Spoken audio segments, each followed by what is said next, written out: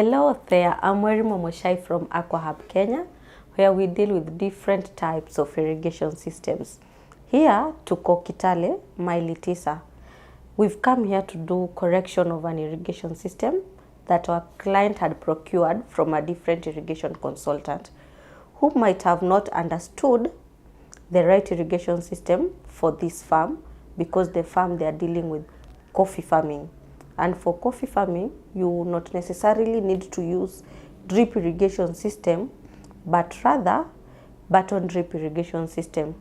Wewe kama mkulima najua uko na maswali, mbona nisitupie drip irrigation na bado ina irrigate, nitumie this specific one?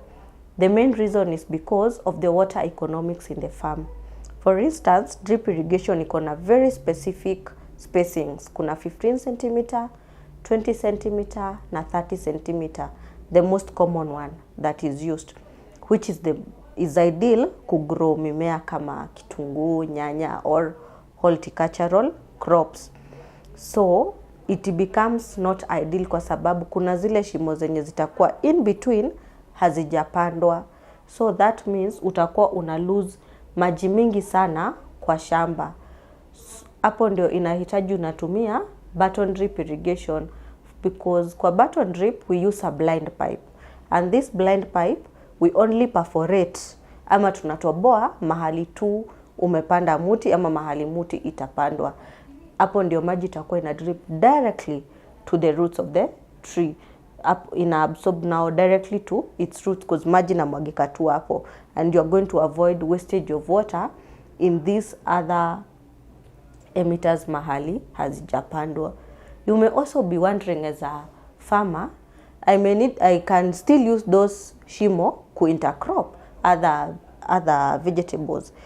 Yes, it's true you can, but considering that hizi mimea mingi ziko na different spacing, so that means the space between one tree to the other tree enye ina emit maji utapanda, yes, but bado kuna zile utakuwa ukiruka, cause una avoid pia mimea zisishikane sana zianze compete for water usage, which will cause stunted growth kwa sababu hazitakuwa zinapata maji uniformly. And that is where you as a client will need to be very specific on using button drip irrigation for your orchards, because with this you're going to use water economically to the specific needs of that tree juu inamwagika hapo kwa mti yenyewe. But when you want to intercrop other short-term crops in between your trees, we are going to introduce now the drip irrigation independently hapo katikati, where you can be intercropping either French beans, you can do normal beans, you can also do onions and other vegetables in between. And you can also regulate your water. Wakati hautaki maji iende kwa miti, we introduce valves that you close, ndio maji simwagike kwa mti but imwagike kwa mimea hizi zingine through now the drip irrigation. But the best thing is you will be using one main pipe. Hakuna kuintroduce another pipe for these two different types of irrigation.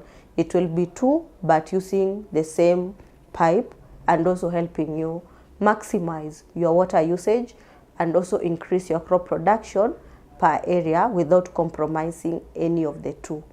Thank you.